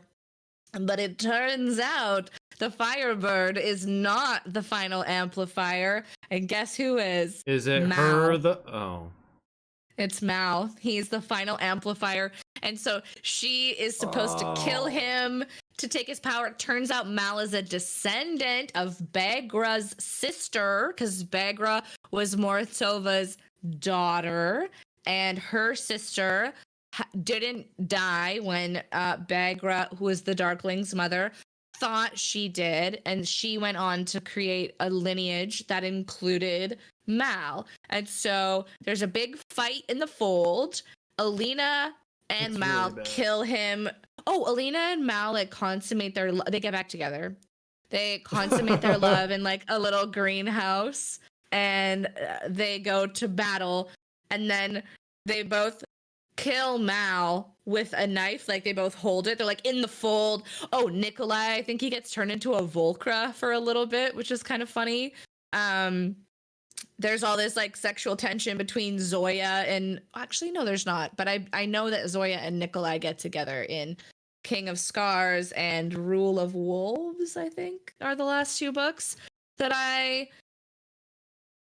may read. We'll see. But so there's this big fight in the fold. They have this army of like, I can't remember what it's like the Sun Summoner. She's the Sun Summoner.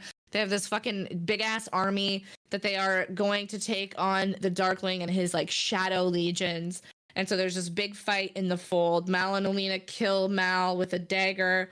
And then her, like the amplifier power goes into her, but instead of increasing her power 1,000-fold, her power goes into thousands of people so they can all summon the sun and kill all the Darkling's forces.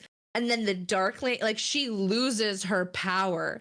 And then the Darkling comes up and he's so mortified that she lost her powers. He's like, but I was supposed to have a companion for the rest of our immortal lives, Alina. You were supposed to be mine. And then she stabs him with a dagger. He dies. Somehow these twins are able to revive Mal, and he comes back to life. And conveniently, Alina, powerless, can finally be a good partner to Mal, who was so insecure about her powers before. Bad. Alina tells like Nikolai that the condition is that they have to act like she's dead. So they like tailor a dead body to look like her. So she fakes her own death. Her and Mal get married.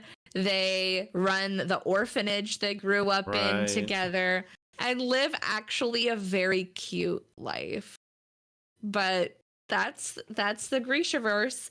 I will say, I did not expect Leigh Bardugo to not go the Darkling Alina romance route, and I respect her for that. I like that they never had a weird, creepy, centuries, maybe millennia old dude. I mean, it's at that point, it's kind of like vampires having sex with people. Like, what's another fucking 3 centuries? That's a good point. But one thing, I read a review that somebody wrote on Goodreads, and I super resonated with it, where it was like, there was a lot of potential for a really good like anti-hero plot in these books, with like Alina becoming more power hungry and slowly losing her humanity as like the second book especially goes on. And like the Darkling has like, he has a really disgusting goal, but it's maybe not for like the most wrong reasons. Like there's a bunch of flawed people doing things that are not well intended, and like it could have been, she like dips her toes into the people like going full like dark fantasy and then doesn't, and like I feel like there was like a lot of wasted potential with that. But I think that's kind of like the ultimate theme for this trilogy, is that there's just like, it's a cool world. Like she built a really cool sandbox. Never let it be said that the Grishaverse is a interesting and fun place to be. However, she does almost nothing with it. Yeah. Except use it as fucking set dressing for the romance she wants to tell. I know. Yeah, so it's disappointing. I'm glad I got through it, I guess, Yeah, you but still got two more before you move on to I know. Leah Bardugo's next obsession, which is Ninth House. I don't think I'm going to read The Ninth House. I'm not interested. Who cares? It's modern. I don't care. Who cares? My book is probably the most boring one I read Hmm. this last year. The Cartographers by Peng Shepherd. Oh. Um, this book is about now where the Cloisters lied about there being magic. This book lies about who the main characters are. Oh. So basically, the main character, like the perspective character, is this girl who finally gets a job at the New York Met. Is it a coincidence that I read two books this year about the New York Metropolitan Museum? Maybe. It's calling to you. I don't want to go. Um, but she finally gets a job after like as like a I believe it's a curator in the maps department because her dad is a map guy. So she's like, I'm gonna get a job in his department. Then we can be a happy family together. And I think she ended up like getting fired.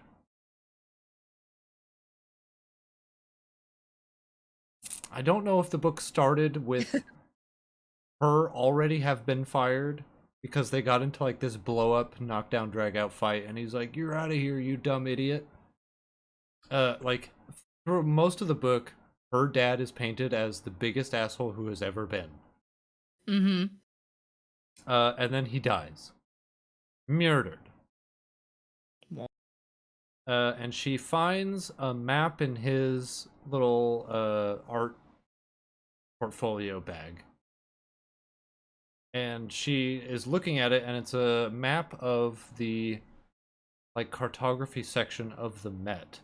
And she notices that Mm. there's not a room, like there's a room on the map that is not actually in the building. And long story short, they the map is the reason that that room exists. Like there is actually a room there, it's just a secret room and you need the map to get there, Mm. and the map is the reason Oh. that room exists. Are you with me? What? Cool. At this Yeah. point, the book unveils its real main characters, which is her dad and his friends, Oh. Okay. which is I as I was reading it, I kept thinking of the Marauder era because I was like, this is the way cooler story. Yeah. Why are we talking about this girl who is nobody when we could be talking about this group of friends? Yeah. But basically, they found a map, like a gas station map for when you're Like traveling, Marauders map. kind of. And they found out that there like a town on that map that isn't on any other maps.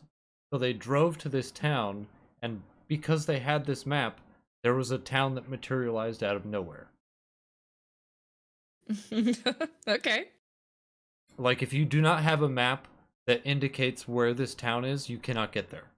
You'll just Okay. drive right past it, and you Mm-hmm. won't see anything. Oh. Uh, so the most of the like the meat and potatoes of the story is how the knowledge of this secret map kind of tears that friend group apart into like distrust, paranoia. Like they all split up. One of them turns into the main villain, and Oh, eventually, just because they can like find secret places?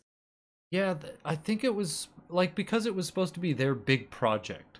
Like that was Okay. their like super project that they were going to unleash unto the art world.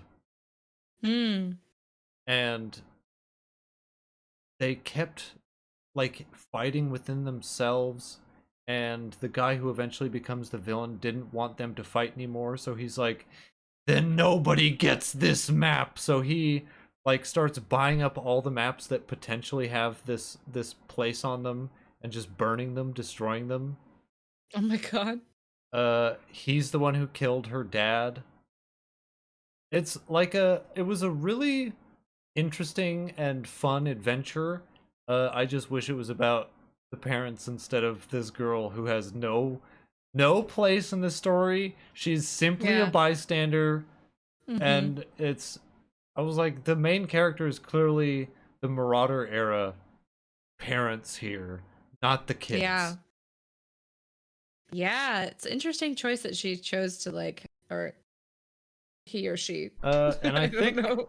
I think I really hated the ending, but I don't remember what it was. Mm. But next up is The Dark Tide. Oh, I was so. This is like just a consistent thread through all of the books I read this year. I was very disappointed that the vibe of this book didn't match what I thought it was going to be. So, on paper, very cool premise. There is a city, believe it's called. The Dark Oh, Tide. it's also the town is called Caldella, but there is a. It's like kind of this. In my mind, I picture like Venice, like it's a floating city with Italian vibes. And Yeah. every year, it's protected by a witch queen that lives in like a water palace, Fun. not too far away from where the city is. And every year on a very specific full moon, the witch queen has to sacrifice the person she loves to the ocean, basically, so that the tide does not cause the city to sink. She's got to fall in love every year? Yeah. That's a lot of pressure. So there's a festival every year, I know, on St. Walpurga's Eve, where there's a big party, and the witch queen will appear at the party. She can disguise herself however she wants, and then whoever she kisses is like the chosen sacrifice. That's not love. What will happen is the person who's chosen will come to the palace and stay there for like a month, basically, because I think the party happens at like the new moon. Or no, it would have had to happen in the waning moon. Right. Whatever. They have a couple of weeks, maybe up to a month. I'm not totally sure. However long the moon cycle is. Like 28 days. So they come to the palace. They are lavished upon with the gifts and affection by the witch queen. And the witch queen is meant to fall in love with this person and then sacrifice them to the dark tide every year. What happened the previous year was the witch queen fell in love so hard with the person named Thomas Lynn that she let him live and she sacrificed herself. And so now the new witch queen, her name's Eva. She's the sister of the witch queen who killed herself. Okay. Sorry, unalived herself. Right. So that this fuck boy Thomas could live. And she now is in charge of having to find a new sacrifice. St. Walpurga's Eve is coming up. The party is about to be thrown. We meet our other protagonist, Lena, who is with the fucking Lena names, dude. I'm so sick of it. I know. She's gregarious. She's got like a blonde bob. She is recovering from a traumatic ankle injury because she's a dancer and really fucked up her leg a while ago because I think it was her brother's fault. But she's really worried that her brother Finley, because he's so hot, is gonna be chosen. What? Wait, the witch. What? Yeah. She's like, my brother's so hot and charming. No. he'll probably get chosen by the Witch Queen. So she enlists the help of her crush, fuckboy Thomas, to protect Finley and like come to the festival with her. I think she knows that he got away, escaped the Witch Queen before, so she thinks he has either insight or a plan of action that can help prevent the Witch Queen from choosing her brother. But what ends up happening? This sounds so stupid that I almost wish we read it on the podcast. This sounds so dumb. I know. So the party happens. Lena starts feeling like a lot of sexual tension with who she thinks is Thomas, but it's actually the Witch Queen in disguise. Oh, I thought you were going to say her brother. No. She ends up, the Witch Queen Eva ends up choosing Thomas again. So she kisses Thomas. He has to come back to the palace. Lena, because I think she wants vengeance basically on this guy who is the reason her sister is dead, which is like totally against what's supposed to happen during this lunar cycle. How is she gonna fall in love with this dude she hates? Yeah. But mostly like because the sacrifice doesn't work unless it's somebody that the Witch Queen loves, like truly loves. So Lena, feeling responsible for Thomas getting selected, decides to sail to the palace with her brother, and she offers herself up in exchange for this fuck boy. And she's living at the palace. Her brother is like, in my mind, just spends the next 2 weeks sailing around the palace and in this little dinghy, just like yelling at no one. Wait, he's like gone from the story? Yeah, he just kind of vanishes. Like, men are just kind of like relegated to the background because once the two girls are together in the palace, it's about their supposed enemies to lovers relationship. Oh, but stop. Like, so they start. The story and it's had just me like, and then it lost me. Lena's really she thinks she's gonna figure out a way to escape. Eva is like this introverted, very cool, cigar smoking, powerful witch queen who is like very aloof. I bet she's got an MLM too. They don't spend a ton of time together, but Lena's like thinking she's gonna figure out a way to somehow get out of this curse. There's a pet sea snake that's involved. Eva starts kind of like sending her gifts. It's very like Stockholm Syndrome, Beauty and the Beast energy. But like by the time they actually fall in love, you're like, wait, what did I miss something? Like they've had no chemistry this whole time. It's like they're in the Kingdom rain. of the Wicked. Fully, but like less cringe than Kingdom of the Wicked, because it's not hard to be less cringe than Kingdom of the Wicked. True. So they like fall in love. They somehow manage to outsmart the tides. Like it doesn't end up swallowing the town. And I think by the end of it, they like agree to go on a date together. Like, and then they go to like the Olive Garden. I don't know. There's like another festival the Olive Garden. It's like another festival at some point where they like show up together and they're like in love. Hey, and I was like, on paper it seemed so cool. It was like, yes, dark, like sapphic, witchy fantasy. The potential, enemies to lovers, here for it. I know. The potential for it to be grade A, like so bad it's good trash, and even then it ruined it. I know, it wasn't even fun bad. I was just like, oh. Well, that's too bad. See you later, Dark Tide. Yeah. Now it's time for my last book, which I read a while ago. It's not the most recent one, but it's The Word is Murder by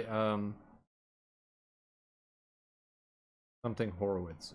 God, what's the name? What's the name on that? I want to say Josh, but I don't think that's it. Anyway, this is a weird one because it's essentially like a Sherlock Holmes story, like the framework at least, where the author is writing in first person as himself. Oh, okay. Like, he even mentions books that author has really actually written, TV series he's written for, and he gets involved in solving this murder because I think initially a detective wants him to write his memoir or like a story about him or something like that, but then they get wrapped up in this murder case, and it is like the author is Watson to this guy's Holmes, except the author is the author. Like, it's very meta, and it was kind of fun. The mystery, like the actual murder mystery itself, was really lackluster, but I liked the concept of the author writing himself into this Holmesian type mystery. And the detective was great. He's just like that. Like, he wasn't exactly Sherlock Holmes. He like was a really good detective. Like, he was super observant. He could tell things about people just by kind of being around them, but he wasn't the kind of like dickhead Sherlock Holmes where it's like, aha, Watson, you see, I've figured it out already. And it was fun. I don't know if he did any more like that, but I liked it a lot. That sounds fun. I don't even remember what the mystery was, and I remember being completely I listened to this book a lot because I remember listening to it, but I don't remember what the mystery was beyond beyond an old lady being murdered after she had come. She went to like a funeral home to arrange her own funeral, and then when she went home that day, she was dead. Interesting. Yeah. The Word is Murder, boys and girls. By I have to look up who the author is because it's so disrespectful. So disrespectful. It is. I want to say it's Greg Horowitz, but I don't think that's it. No, Anthony Horowitz. Yes.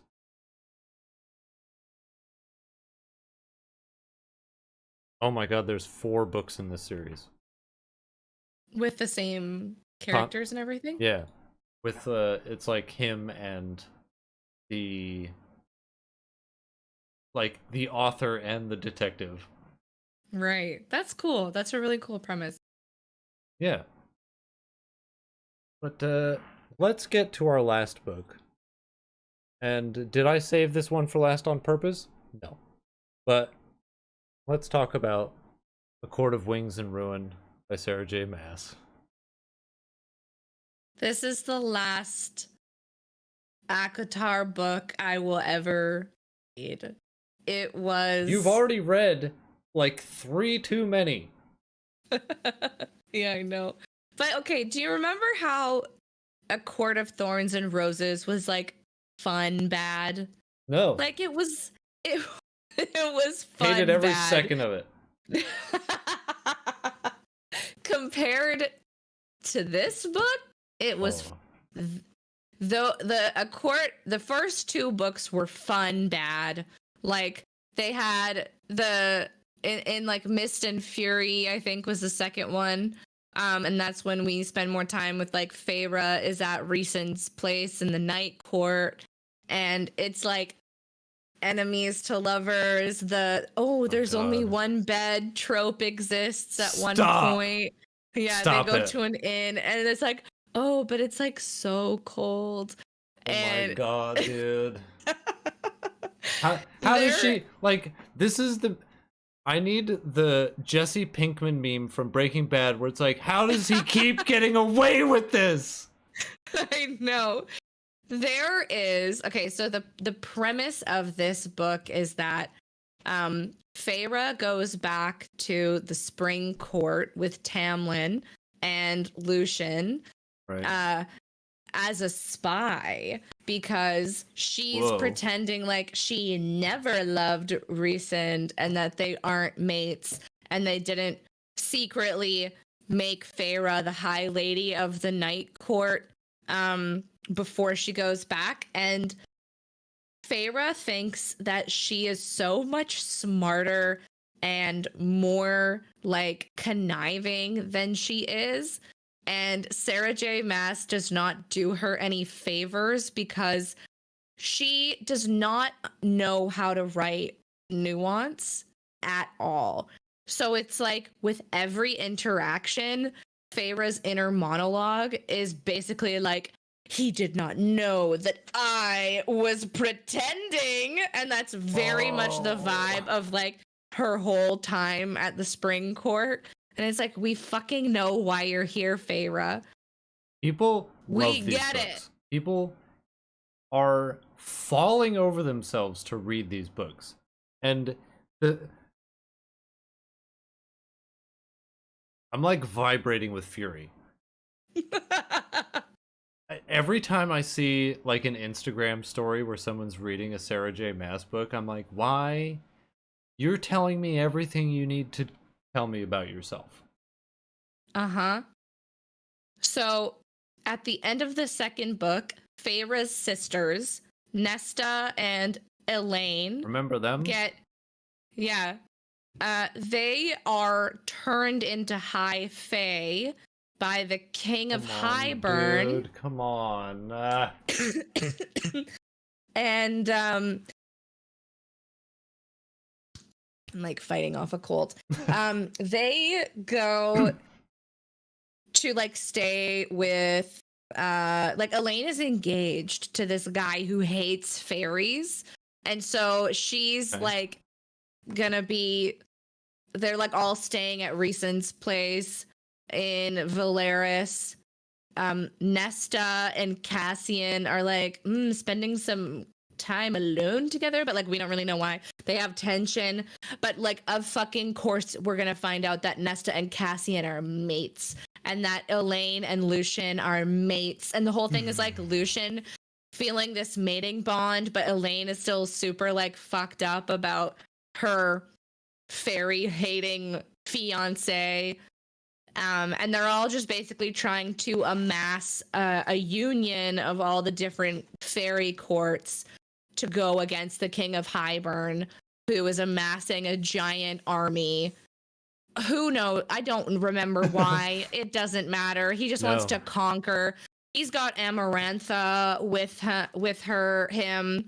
And then the guy who's like, there's this other piece where like there's like the eye of some dude who like Amarantha destroyed. Fucking who cares? It doesn't matter. One moment I would like to draw special attention to is during a horrific, in the aftermath of a horrific battle where there's a ton of people who have been wounded and they're dying and they're intense, and like Feyre spent all day tending to them, and she goes back to her own tent with Rhysand and just like gives him the blowjob to end all blowjobs. And there's a direct quote that's basically like his groans and growls of pleasure or something drowned out the sounds of the dead and dying. Like, what? Are you out of your fucking mind? You're like, so you mean to tell me that there's a battlefield of wounded civilians and you and your like co-ruler are just going at it, and he's growling and roaring from his head. As if that's supposed to be hot. And she he like couldn't help herself. Like, how many pages had it been since the last time he growled at her? I bet you it was like less two? than 10. Like 2 or 3. Like, Sarah J. Maas cannot... She doesn't know what to do if there isn't a sex scene happening. So she... But there was... She had to give him, like... It's... like... That's so fundamentally bad. Objectively bad writing. That the way people are like, oh my god, I can't wait to read the next one. It's like, what the fuck is wrong with you? You're reading stuff for babies and morons. The way that she writes scenes where like Recent is like eating her out, she always writes it as he feasted on me. Stop. Which makes me want to die. Nothing has ever made me less interested in a spicy scene. Take me back to Geralt. Take us back to clenching thighs and spasmodic moaning. Like, I'm so done with badly written spice.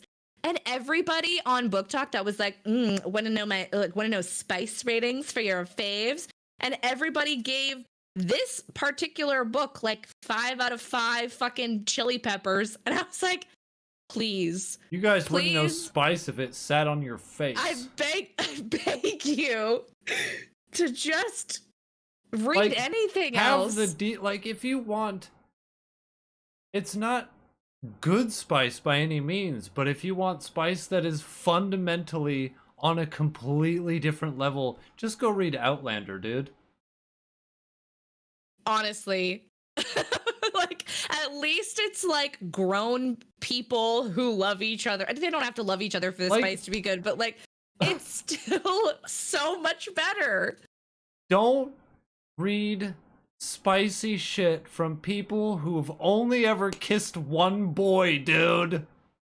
Yeah, that's very like Kingdom of the Wicked and very ACOTAR vibes.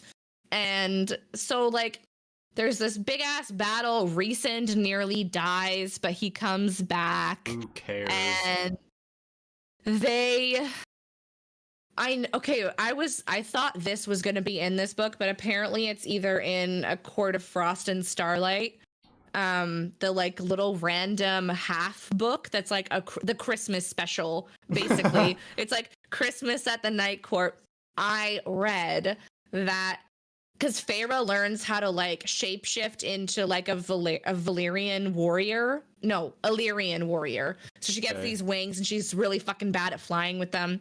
But apparently in that book, Feyre and Recent fuck in the sky above their sleeping town of poor people just trying to have a good night's rest.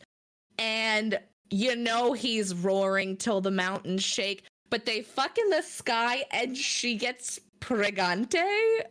Dude. I hate these books. Yeah, I would rather read the rest of the Kingdom of the Wicked series than ever lay eyes upon the name Sarah J. Maas ever a fucking again. Well, there's only one other Kingdom of the Wicked book, but my point still stands. But I was rereading like the review that I wrote on Goodreads after finishing this book, and I was like a woman at her fucking wit's end by the end of this book. Yeah. Like, I basically wrote like the only reason I gave this 2 stars instead of 1 was because I was reading Colleen Hoover at the same time, and this book didn't actively traumatize me the way that fucking Colleen Hoover's book did. Yeah. So 2 stars for you, Sarah J. Maas.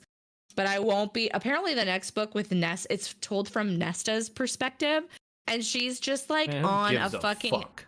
like booze and gambling binge, and like everyone hates her, and she's like fucking Cassian on the down low, and it's supposed to be a very spicy enemies to friends to lovers plot, and it ends with their like mating bond ceremony or whatever. But it's like I will never ever ever ever read another fucking ACOTAR book for as long as I live, and I have a long leash of patience for silly dumb books. Yeah, I have a. That was like my I feel whole... like I have a pretty long leash when it comes to dumb bullshit, but yours is way like I cannot wrap my head around the tolerance you have for this trash. Well, I'll tell you something. After this year of reading only this trash, I need a win so bad. Like, that's right. This year of books for me was let down after fucking let down, to the point where nonfiction was the best thing I read. That's why this year, 2023, is going to be oops all bangers. We're only reading the best shit. Or if we find a really, really juicy piece of trash, then we'll throw it in there. But it's only winners this year. Yeah, before trying to throw any juicy piece of trash into the mix, I'm going to do so much more research. Yeah. Because, God, all the things I thought were going to be fun, silly bangers, like lighthearted things, ended up whittling me down bit by bit till I was just the stump of the person I used to be. What was it? I think, at least for the podcast, the last thing that we read that we were like, oh, this is going to be a fun, silly, dumb time, was Six of Crows, and that made us crazy. Yeah, I know. And Jade War was just boring. Like, that was just a terrible slog to get through. But in 2 weeks, look, because we're done, right? We've finished all of our roundups. If you missed it, just go. I think I'm going to put those convenient little dividers for which books. Like, yeah. I'll go through and put those in. That's a good idea. For convenience. But 2 weeks, we're going to start Equal Rights by Terry Pratchett, and I think we're going to just do 2 episodes of it because it's not that long. I think we can bang out a book in 2 weeks, or 2 episodes rather. Yeah, it's only like 7 hours, isn't it? Yeah, it's super short. Yeah, that's very manageable. I think we'd probably struggle to get 4 episodes out of that. And then we'll see what happens after that. Like, we're going to adopt just kind of like like we had the list last time, and we picked Equal Rights, so Equal Rights is out, but the list is going to remain, and then a new one is going to be added to it, and that list will just remain as it is until we read everything on it, and it'll just keep, new things will just keep being added to it. Yeah, I love the idea because there were so many books that like we both found and put on different lists like throughout the last year that just never touch. Yeah, so I'm gonna like go through some of those older lists and see if there were any like bangers from those that I really want to add in. But I like this approach because this way it guarantees we get some wins. Yeah, and here's hoping that next time is the Arthur Morgan Magic Cowboy book, because that sounds so dope. 100%. Well, Dutch. Since when have I been able to do magic? All right, I can't wait. That's it for us this time. Happy New Year, everybody. Yeah, Happy New Year. We will see you in 2 weeks for the first part of Equal Rights. And until then, be cool and read more, will you? Yeah. Just none of the books that I read this year. Yeah, don't read any of those books. All right, everybody. Thanks for watching.